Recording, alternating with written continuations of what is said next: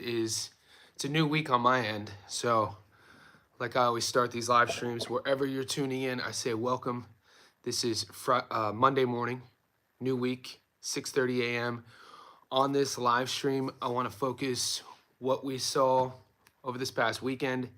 You could start with whatever fight you want. You could start with whatever question you want. I also want to take a little time on this first live stream of the week to focus on what's ahead, because there might not be too many huge fights jumping off of the paper for you, but there are three main cards: a card in the UK, a card in Detroit, and a card in New York, where the matchups, I already have my locks. I was sending some of the locks to the boys last night as soon as the Barrios fight came to an end, because that's the way I'm wired. I'm in the moment, and then whether, when we win, we lose, whatever it is, turn the page, focus on what's ahead. So that's kind of the plan this morning with this one. If you haven't already, make sure you subscribe. Make sure you like this live stream as you're checking in. Let me know where you're tapping in from. Let me know how you did this past weekend. If you are, listening to the live streams, putting action on the bets, putting money on fighters, putting money on parlays. Let me know if you hit or if you won. We hit our parlay in Australia. We hit our locks of the week that I gave you last week early. And then we also hit our UK locks. And we were so close with the UFC. So, yeah, we were so close. My Rambler using plebiscite. Short. Don't listen to the plebiscites. You should have listened to me. This social class system, nobody knows as much as I do. I am the king of the live stream. Rambler, whatever, mate. Yeah, Sorenko. I didn't feature that fight. Dan Ige, I know. And as I was, I remember doing the live stream on my Friday, your Thursday. I was going through the UFC ones, and I initially said I like Pitbull. And then that's the one I got wrong. Can't get them all right. And but yeah, what did I want to let you know? So this past weekend we launched the Discord on request of you guys. So if you want access to the Discord, I put the link. It's in our VIP Insider group. So if you haven't joined Johnny Says Boxing Insiders, it's a way to support the channel. It gives you a bunch of sort of perks on the channel itself. It's only a couple bucks a month. That link is in the description below. Johnny Says Boxing Insider. So on this live stream, you'll see people with the blue star. Those are Boxing Insiders. So as soon as you join that group, you get access to the Discord. And now that group is all of the insiders sharing their parlays, building community.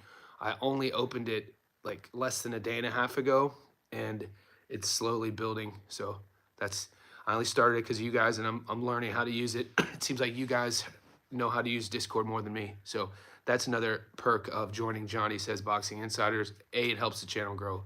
B, it helps me out. C, it connects the community, and it gives you more access. There you go. What's up, boys? What's up, guys? A lot to talk about. Like I said, if you guys follow my Instagram, if you're linked up with me on Instagram, I posted the best bet I made this weekend was not betting on Barrios and Pacquiao, because DJ in the house. Thanks, buddy. Guys, appreciate you taking care of me, tipping the channel, tipping me. That's amazing, DJ. I appreciate you. Where I was getting at is my best bet. Sometimes our best bets are the ones we don't make. And before I continue with this, I do want to say, guys, if you're not having fun gambling, if it's not entertaining to you, if you're stressed out, if it's causing sort of fractures in your relationships, if it's causing tension in your own sort of mind because of stress of money, don't do it. I'm not about to sit here and tell you guys to bet your hard-earned money, to risk your hard-earned money on entertainment. I always need to mention that I started adding the betting component to my channel maybe 3 months ago because you guys asked. Okay. What else? If you watch my fight prediction videos, the stats don't lie, I give you the hotline number. I just don't want you to think that you're ever forced to sort of do something. I mean, we're all adults here. Just, if you're not having fun doing it, don't do it. Now, moving forward, I didn't feature Pacquiao and Barrios on the channel for a reason.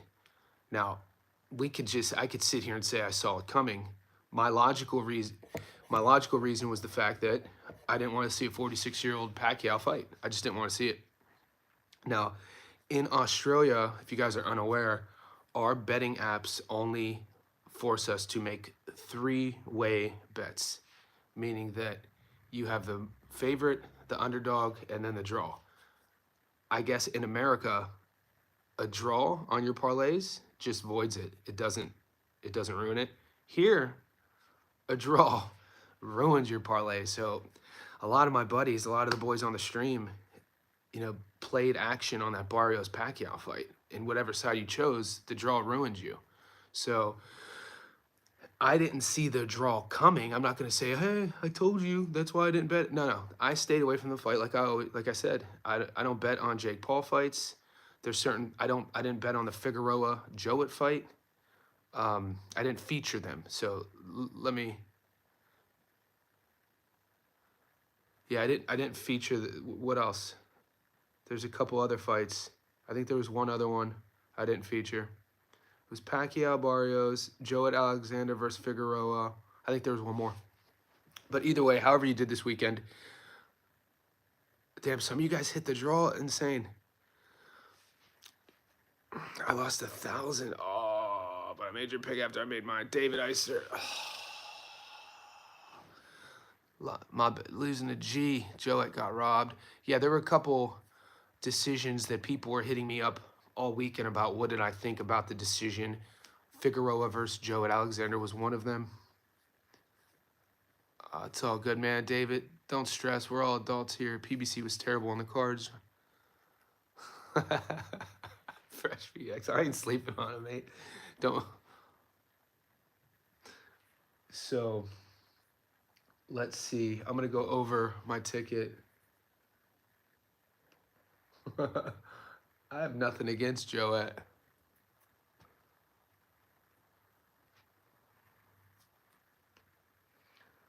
Yeah, a lot of people weren't happy with McCumbie's cautious approach, or Diego's cautious approach against McCumbie. Yeah, Daniel Vega, we're going to get into that in a second. Yeah, there's three major cards this weekend. And like I said, I've already been doing my homework on them. I already sent there's a ticket I already like.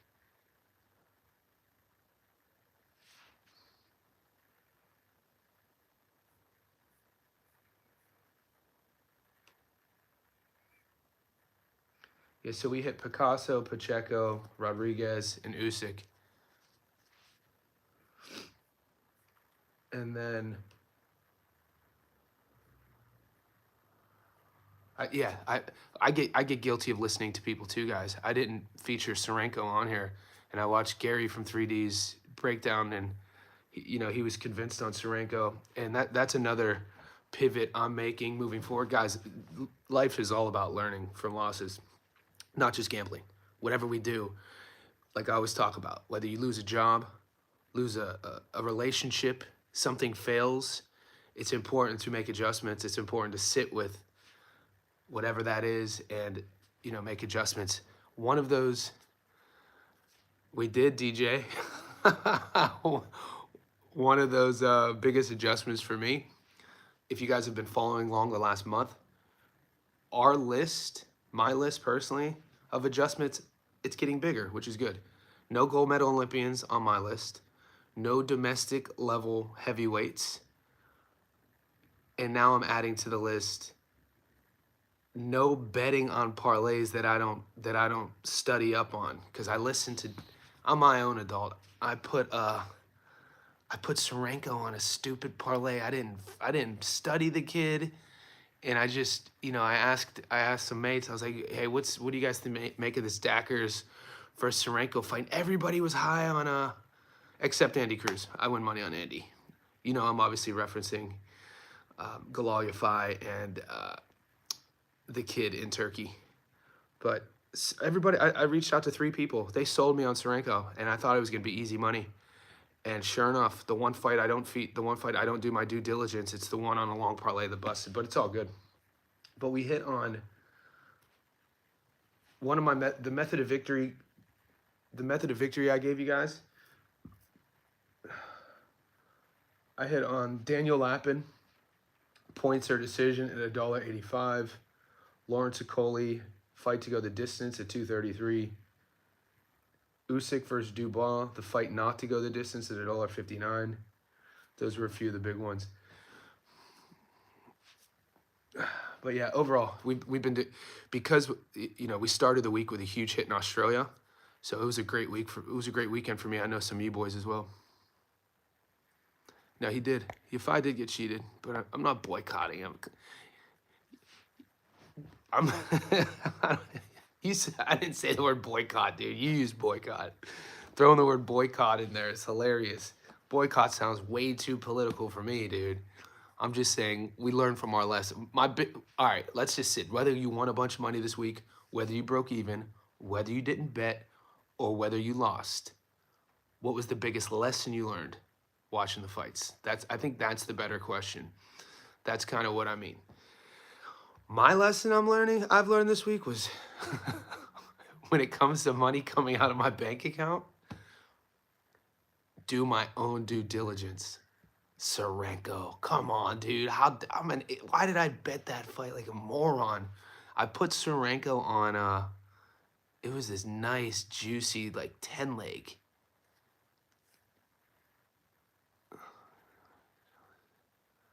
Man, Usyk just looked amazing. Like, dude, what could you say about Usyk? Now I saw a bunch of the mainstream content creators on Instagram heralding Usyk as the greatest boxer ever. I'm not gonna do that. Come on now, slow your roll a bit. But he's good. He's so accurate. Just his accuracy was amazing. We live streamed. Don't underestimate people's level of biasness for fresh BX.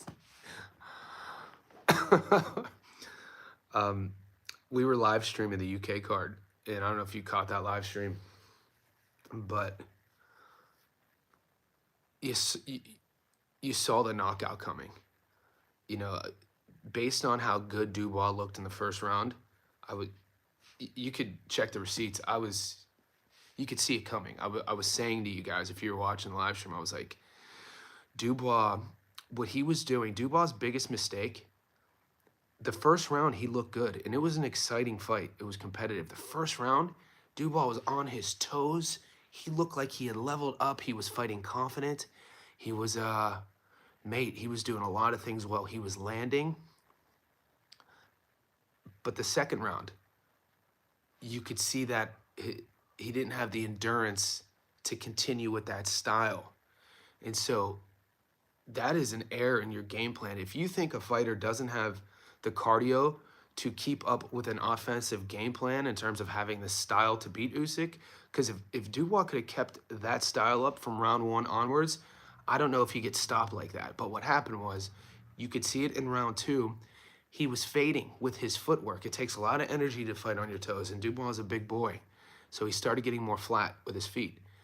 And then at the end of round two, what he started doing, rather than using his jab to cut the distance and come in the clinch and cut range, he was running in, not throwing the jab, and throwing his right hand like this with his chin in the air. And any boxing coach would tell you, before you punch, you either have to be all the way in or all the way out. And he was trying to cut the distance, running in, punching with his chin in the air, and Usyk was just countering him beautifully every single time.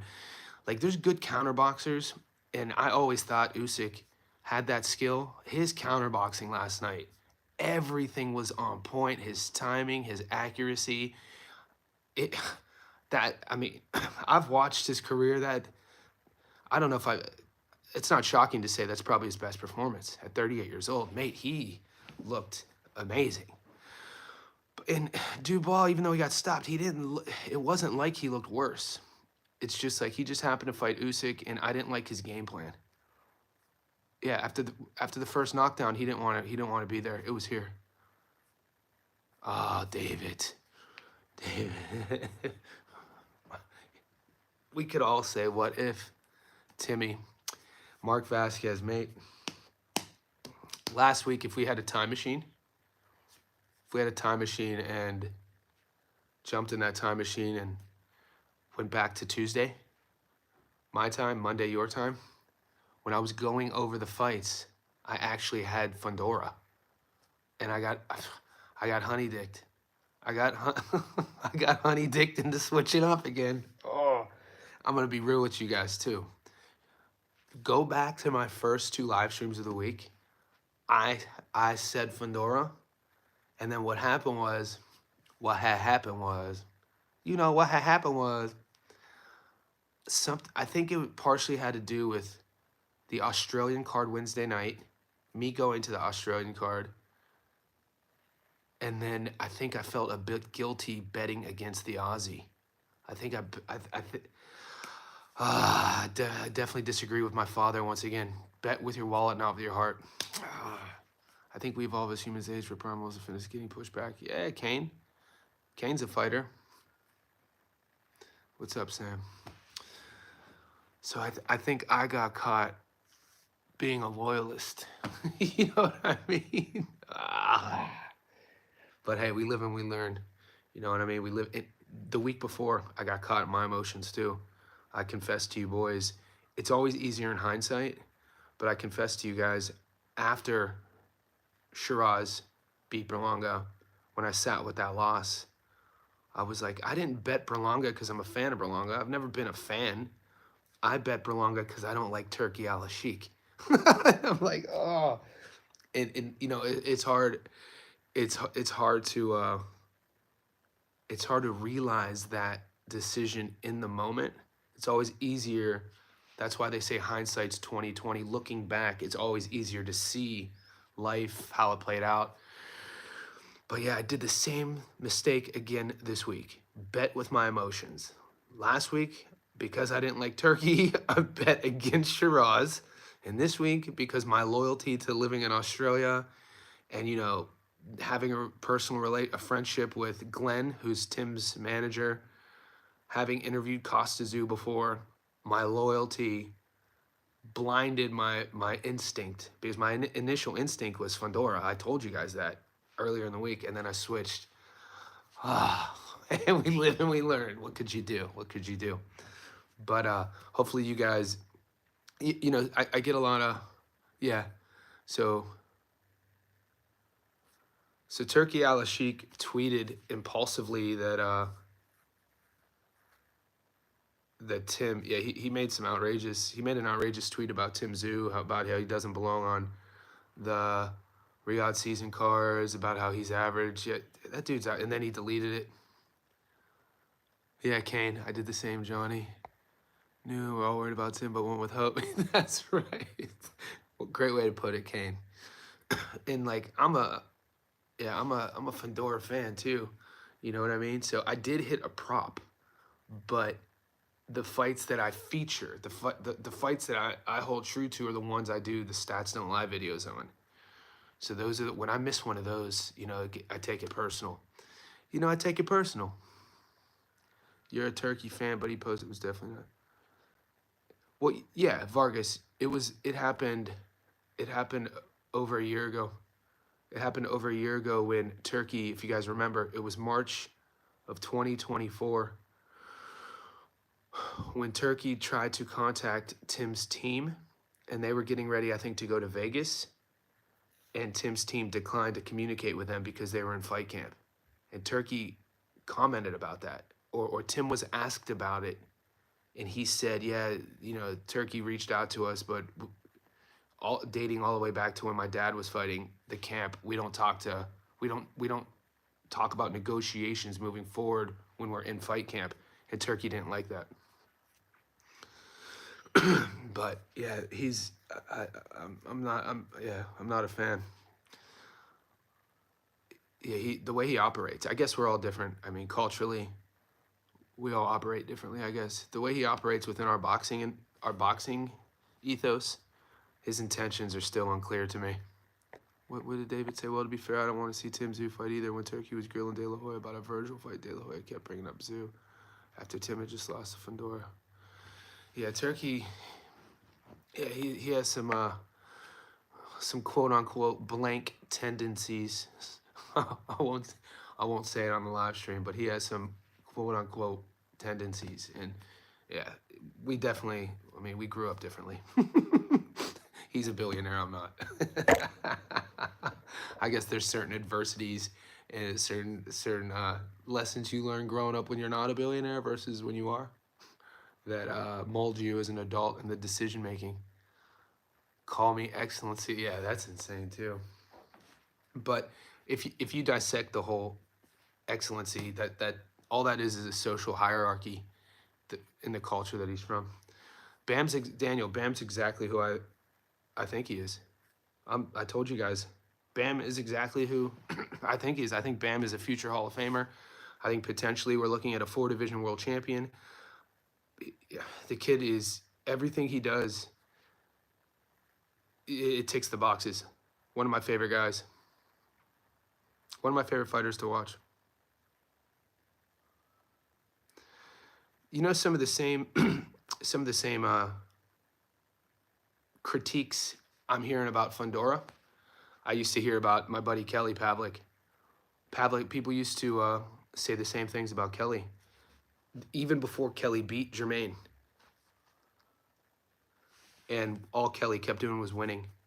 Everybody said Pavlik doesn't move his head. Pavlik's flat-footed. When Kelly fights an athletic guy, he's going to struggle, all these sort of things. And all Pavlik did was keep winning, and he kept knocking guys out.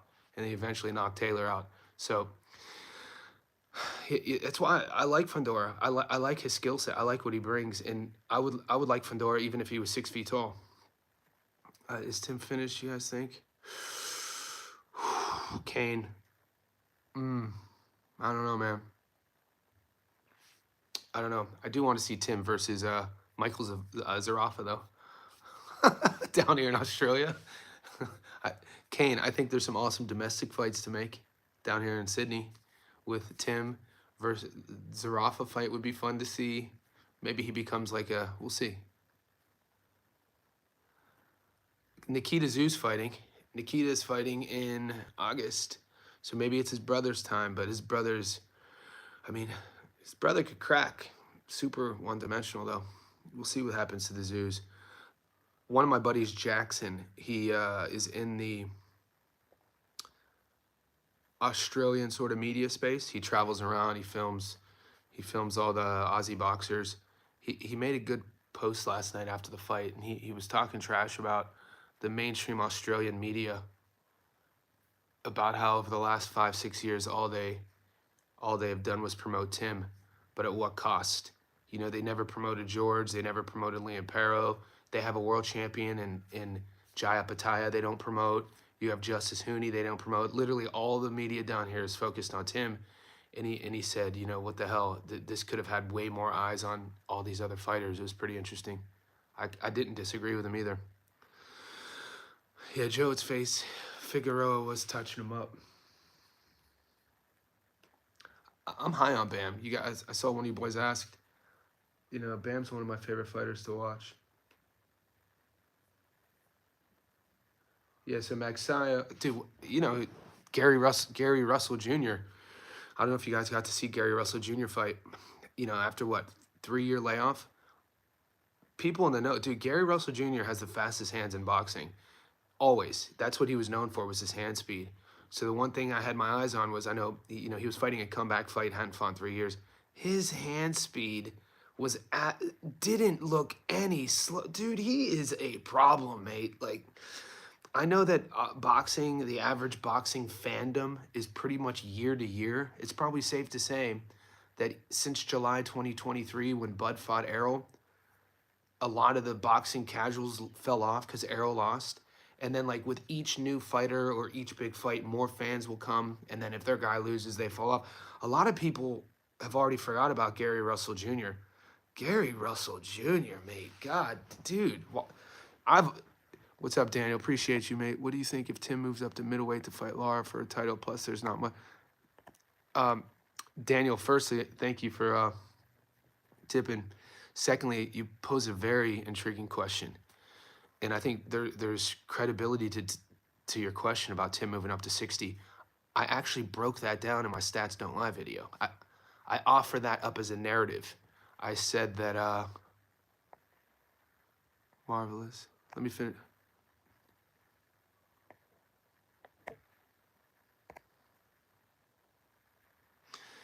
I said that win, lose, or draw, what do you guys feel about Tim moving to 60? And I mean, Tim's been at 54 his entire career. He's 30 now. We tend to see this. It's kind of the trending thing to do with fighters when they're in a slump. You know, he's lost two, won one, lost one. What is he? Three out of his last four he's lost. I don't mind to move to 160. So yeah, to answer your question, Vega, I don't mind to move to 160. I kind of thought that could have been the case, even if you would have beat Seb. We'll see what happened. Marvelous Crypto Talk. Good hit, Marvelous. Yeah, he takes a lot of damage. It's boxing though, boys. It's boxing. You know what I'm saying? You take damage. It's the hurt business. Boxing fan in the house. Dwayne Styles in the house. Appreciate you, Julius. Appreciate you. So, you guys know I'm high on Bam. How about, yes, 2300 is a great hit. We have NUA versus MJ coming up, I think, in September, right? Appreciate you, Dwayne.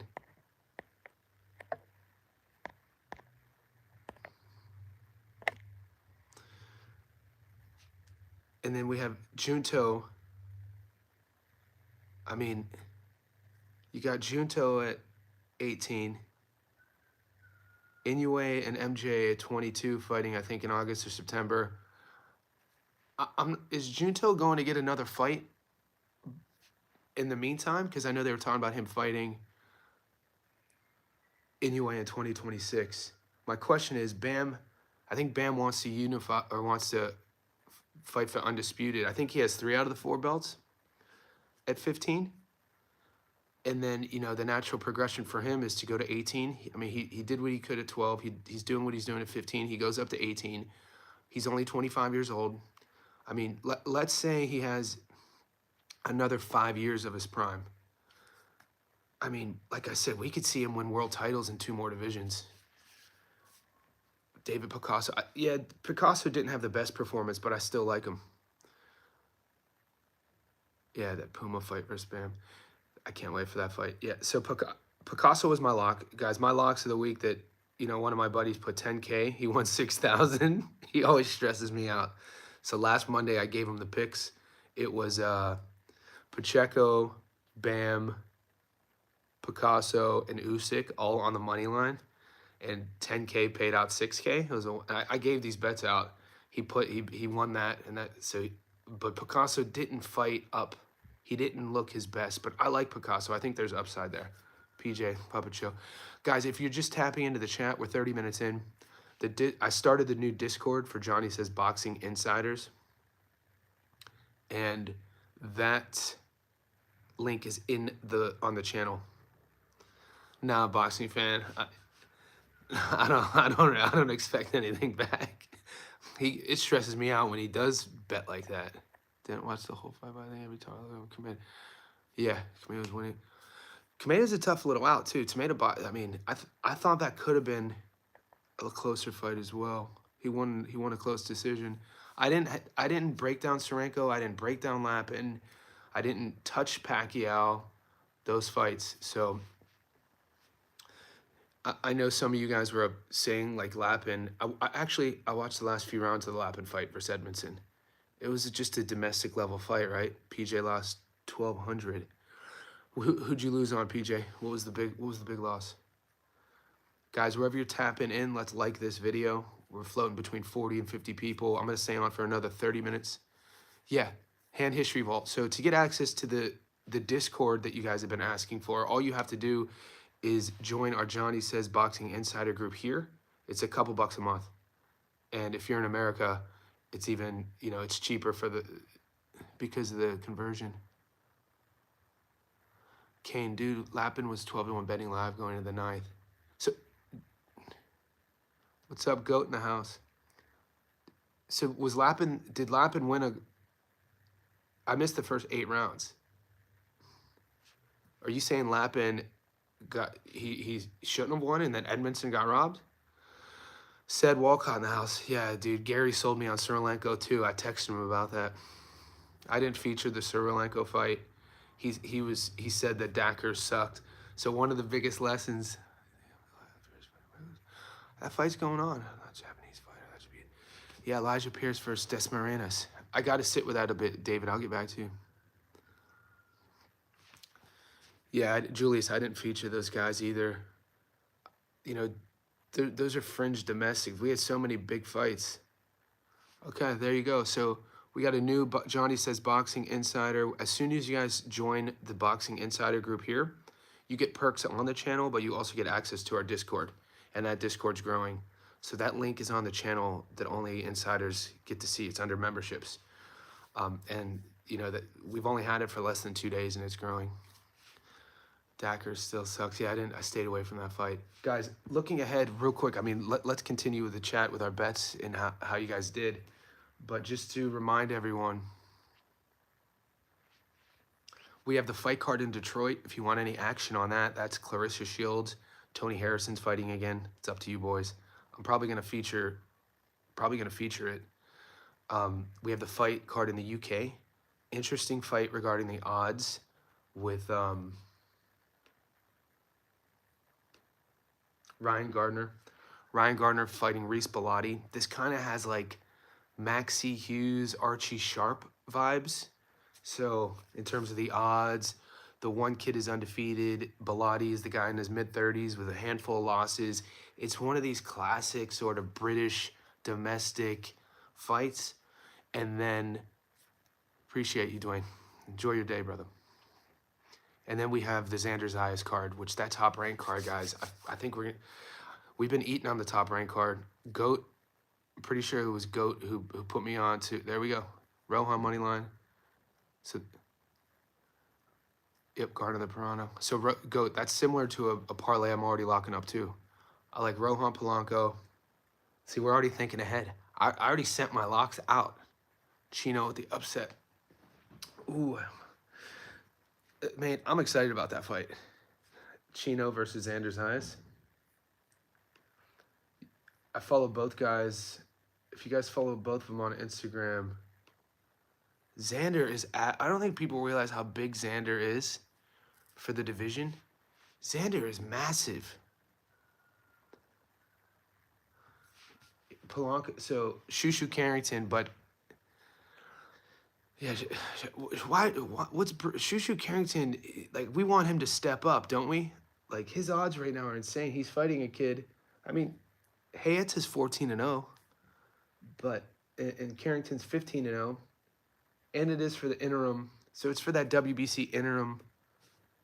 I guess it's an interim world title fight, but damn, Carrington fighting an interim world title fight, and he's like, you bet 100 on him to win, you get $1 back. Not enough juice, you know what I mean? Not enough juice for the squeeze. So I'll probably feature that fight on the Stats Don't Lie video to give, because I always feature Carrington.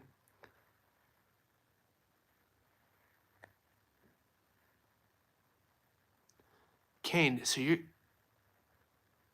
oh, I got to get on Kane's odds. So Kane, you're doing then like bet 365. You're betting on Melbourne domestic fights. What app was that, Kane? Got a nice hit on a real domestic level card. Melbourne 4-1 dog last Saturday night. Good hit, brother. We up. You think Zayas will get outworked? Chino is crafty in there. If we learned anything about Chino, what we saw him against Conwell, Chino got it up here. Guys, we could be looking at a live dog. What's up, Jazz? Did you know Boss? Yep. Like, when we're looking, I'm just saying, I'm not saying I'm picking Chino, but when you're going through your logical reasoning, Chino's a veteran. Chino has the ring experience. Chino has a high fight IQ. I like what I saw against Conwell. It's just, You know, going into the Conwell fight before Charles lost to Chino, would you guys have honestly said that Xander would have beaten Conwell? Honestly, it's always easier to say now, oh, Xander would wash Conwell. But I mean, I don't know if many people were saying that going into the Chino fight. So my point is, and you know, Xander's so young, he keeps getting better. Download Tab. Oh, Kane, Tab, one of my clients works for Tab. He's on the board. Kane, do me a favor. Next time you see one of these low-level Aussie cards, hit me up on Insta. Julius, appreciate you sharing. Exactly. Okay, so Mark Vasquez, he would still take Conwell over Xander, and I don't think you're alone with that. I think there's a lot of people who would agree. And okay, David, there you go. So now what we have to think is, if you're looking at the Zayas versus Chino odds, they're pretty wide, dude. Like, I think Chino, it should be close to a 50-50 fight. We know Chino Garcia never gets love on the betting, on the odds. He's always going to be the B side. Always going to be the B side. I mean, I know Zayas has a lot of fans. You know, he ticks the boxes: physically, young, marketable, Puerto Rico, American. I think he's bilingual, speaks both.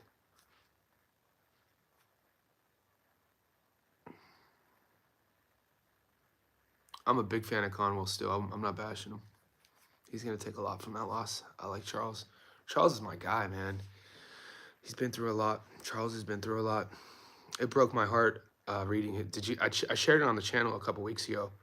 The letter that he wrote to, was it Dadashev? I always get mixed up with Ergashev or Dadashev. The letter he wrote to him and his family after he passed away. It was heartbreaking. And to think that Charles fought him when he was 20 or 21 and had to go through that adversity, you know, having an opponent pass away at the hands of your own. Heavy stuff. I always cheer for Charles Conwell. Brett Betts, what's up, buddy? Appreciate you. We got more Johnny Says Boxing Insiders. You guys are instantly going to have access to the Discord. Oh, my bad. My bad. I'm getting mixed up. Patrick Day. I was thinking of Matthias. Thank you, David. I love my chat. Dude, you guys, come on, dude. You guys are freaking awesome. Patrick Day, and that letter he wrote to Patrick Day and his family, heartbreaking stuff.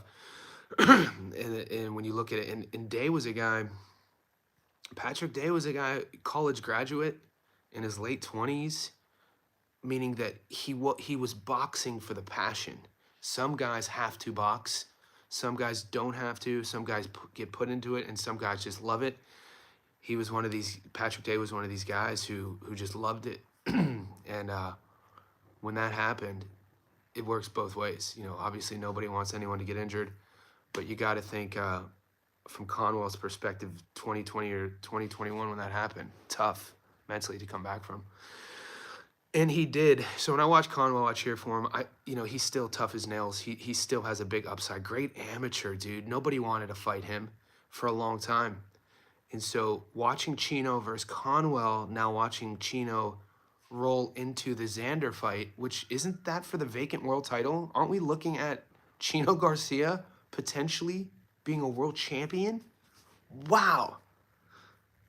Mexican fighter. Come on, dude. I'm not saying I'm jumping on the dog just yet. I'm just saying don't be so quick to rule him out against Xander's eyes. Xander's still pretty young. No, I hit the UFC picks. I gave you guys 6 of them, and 7 of them. We lost 1. We lost 1. We lost the Pitbull fight. Hand history vault, 100%. It does, man. So you guys are on the Desmarinas fight, David. David, I got to do more research before I could comment on that one. But yeah, so that's, we're going to, Xander Zayas versus Chino, I'm going to put a ... next to that right now because that's the fight I'm most looking forward to this weekend. That's the fight I'm going to pay most close attention to with my film study. You're going to be getting a Stats Don't Lie video. I'm going to, you know, that'll be uploaded in the next 24 hours. And I'm going to give you my prediction. And then I'm going to have to sit with that because whatever side I choose, I'm probably gonna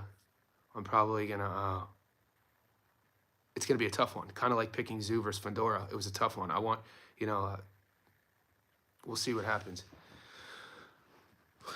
Any any of you guys rolling with Chino versus Sander? Where's the chat at right now in terms of, does anybody like those odds?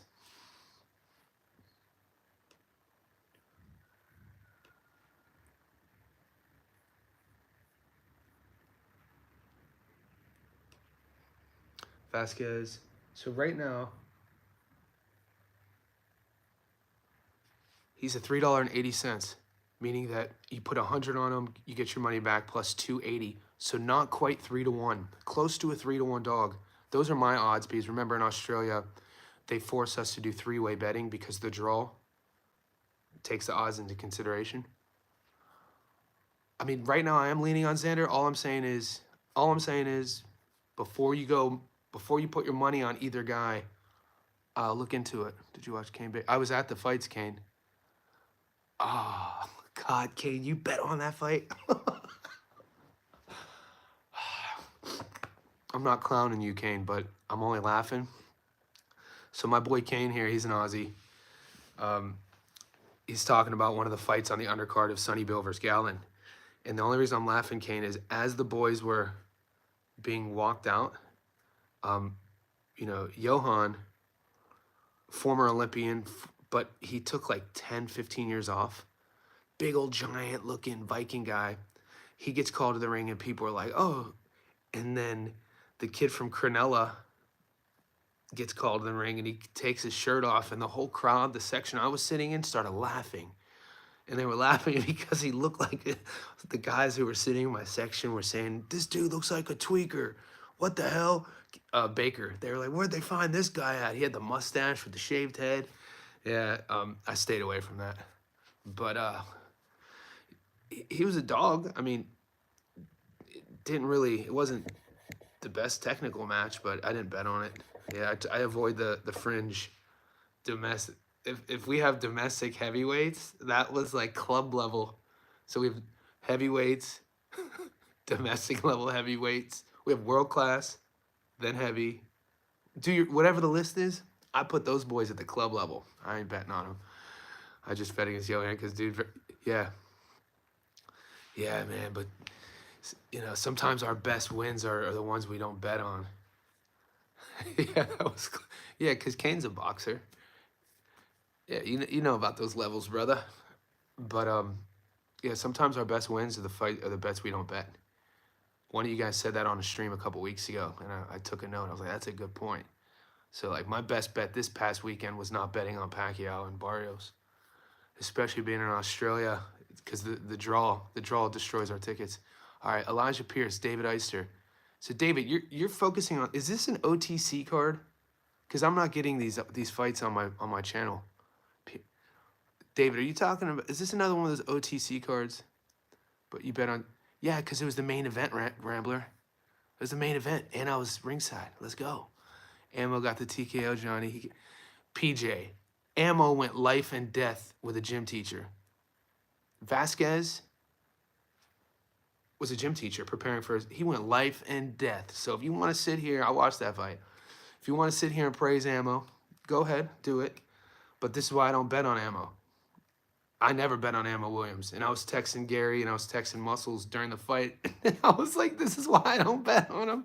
I mean, he won. He won, but I know you boys who bet on him were like stressing, dude. I ain't betting on that, dude. I think I'm pretty coming on Xander. Okay. Yeah, he went like, dude, Vasquez, and the commentators were hyping Vasquez up. I'm like, dude, Vasquez is slow. He telegraphs every punch. No feints. There was no, and every now and then he would hit his uppercuts would be like that, and whammo and Ammo. I was calling Ammo Whammo. And Ammo's just down here like this. It's like, I ain't betting on that dude. He seems like a good kid though. I can see why people like Ammo. He seems like a good human and a good kid, and I hope he wins. But from a betting perspective, yeah, he's on my list. Brandon Figueroa, Ammo, those sort of guys. I don't bet on. Okay, so what's up? Put on the elect think dude, that's a fight no one's talking about. Duarte versus Ken the Sims Jr. is a good fight. I think that's in a few weeks, though, isn't it? Last guy Abdullah Mason went the distance was, Scott. Who got cards? Thursday, Friday. Yeah, we got cards.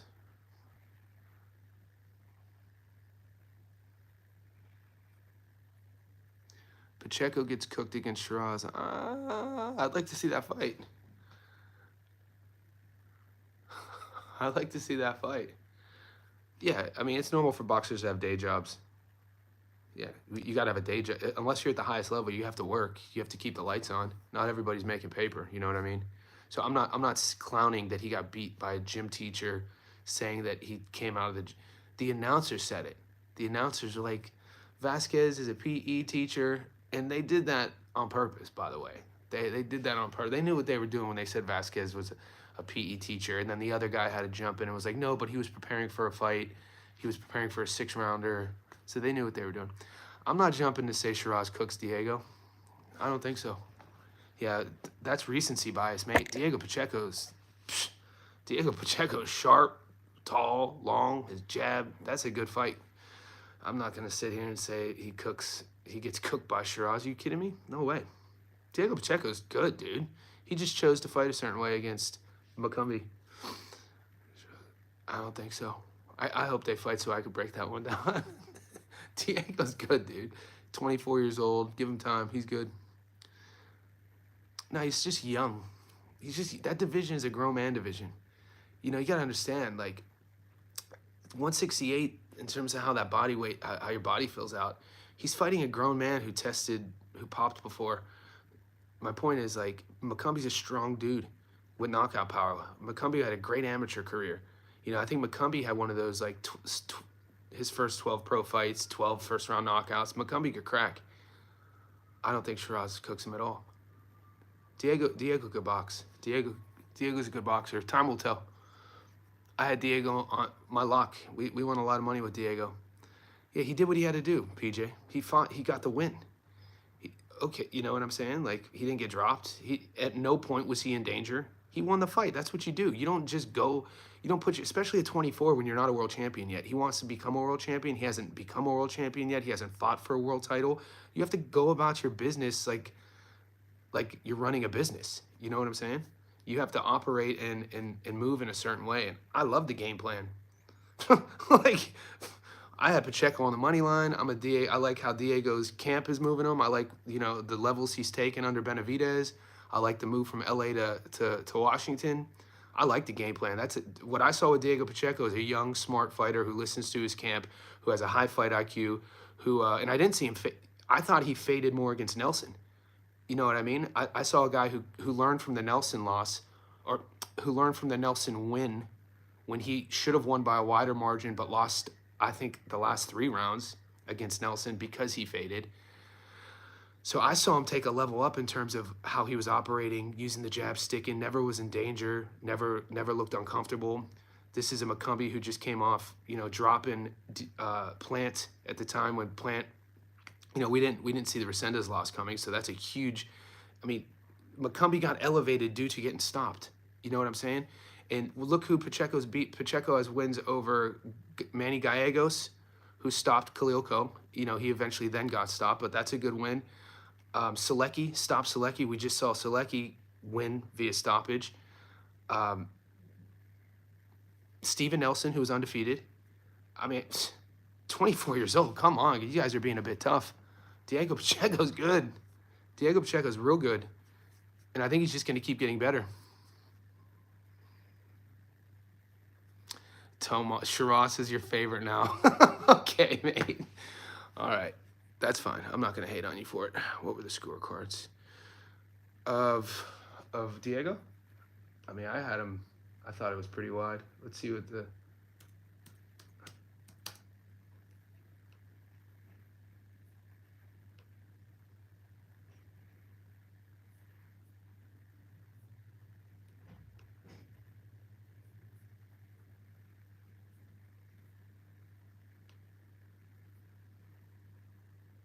Yeah, I don't see the scorecards. I had him winning a wide margin. Like I said, he was never in trouble. It's so funny to see how to see Shiraz stop Berlanga and now, before the fight, everybody's, was hating on Berlanga. He gets stopped. And now the same dude who everybody was hating on, the dude who stops him, everybody loves. It's so weird to me. It's like, what are you talking about? You guys weren't hyping him up until he stopped Berlanga.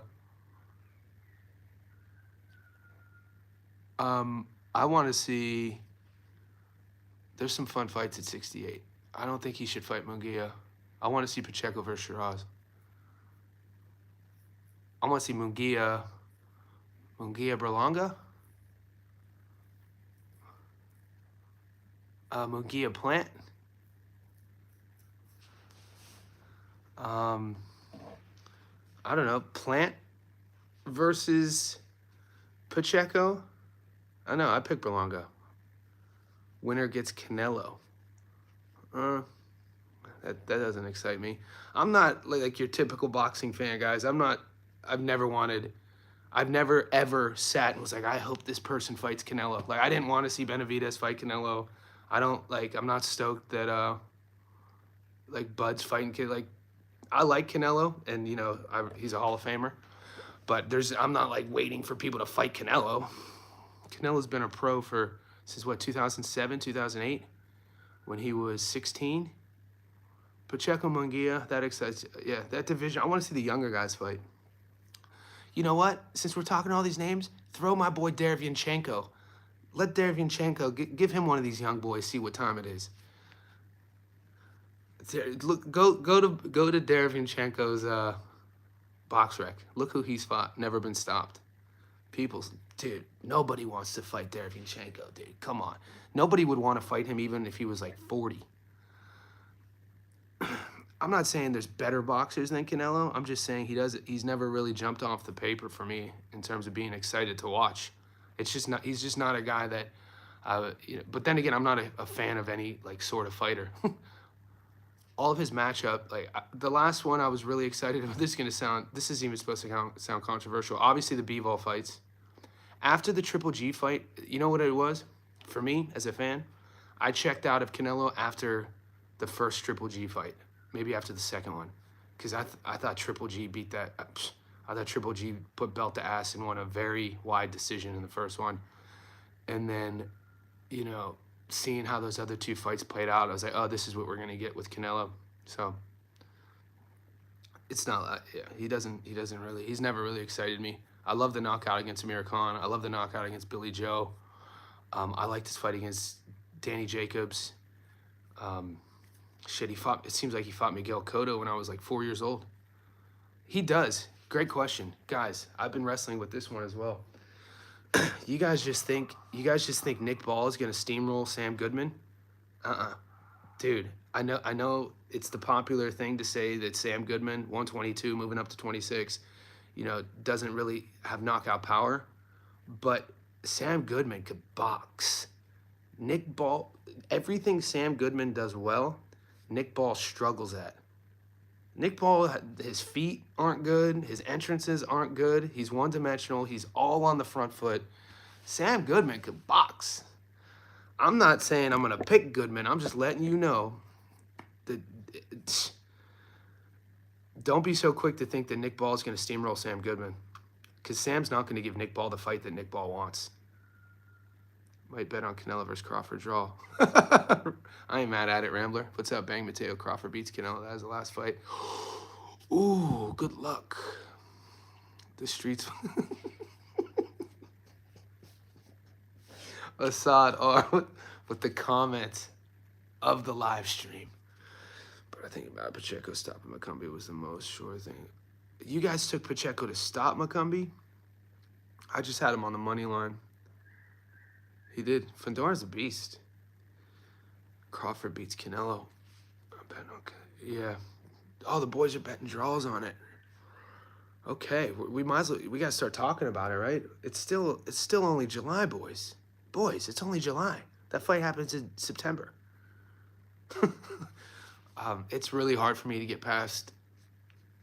It's hard for me to get past what's in front of us in terms of really focusing on it. I know you were surprised he wasn't scheduled to. I wasn't. Oh, yeah. Somebody said it last week that Garcia wasn't going to be there. Pacheco did what he had to do. All right, guys, looking ahead, he needs to retire.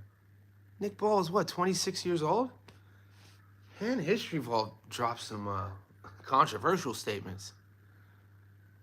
Mark Vasquez, I'm going to answer that question. Who are your top 3 UFC boxers? No particular order. Josh Van, Adrian Yanez, Ilia Topuria. The ones off the top of my head. But then you got Peter Yan. Peter Yan's hands are real crispy too. So those are right off the top without thinking.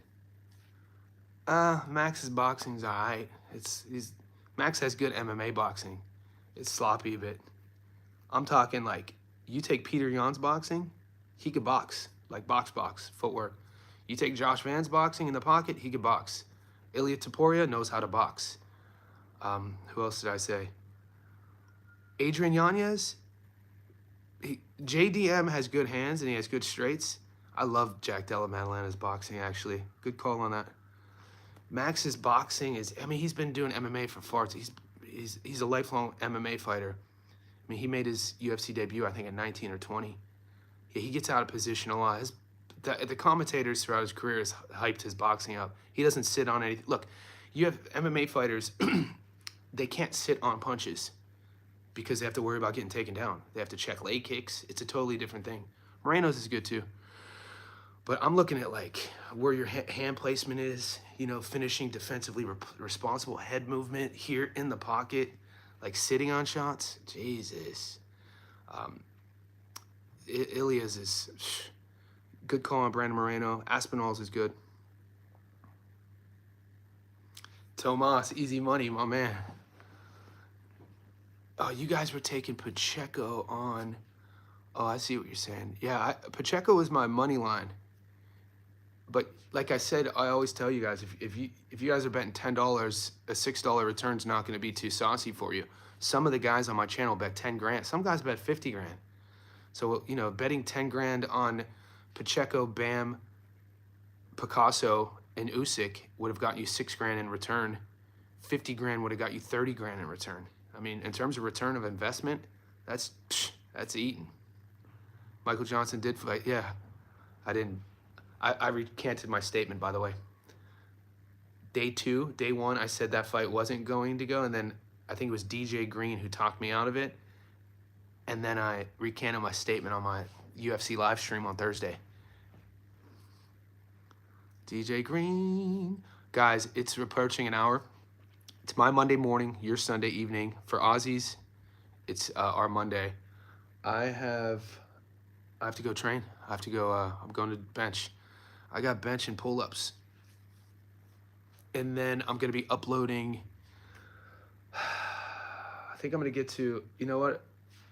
I think I'm going to do the Reese Bellotti fight first. So I'm going to upload Reese Bellotti versus the Piranha, because I think we could be looking at an upset there. There's some really good odds. I'll let you know in a second. And then I'm going live again later on today. So stay tuned in the channel. Like this video. If you haven't hit subscribe yet, do it. Guys, we have a new boxing Discord. The boxing Discord is for the Johnny Says Boxing Insiders. It's a couple bucks a month. As soon as you join here, you'll get access to the Discord. You'll recognize all the boys in it. It's a growing community. We've had it for 2 days. So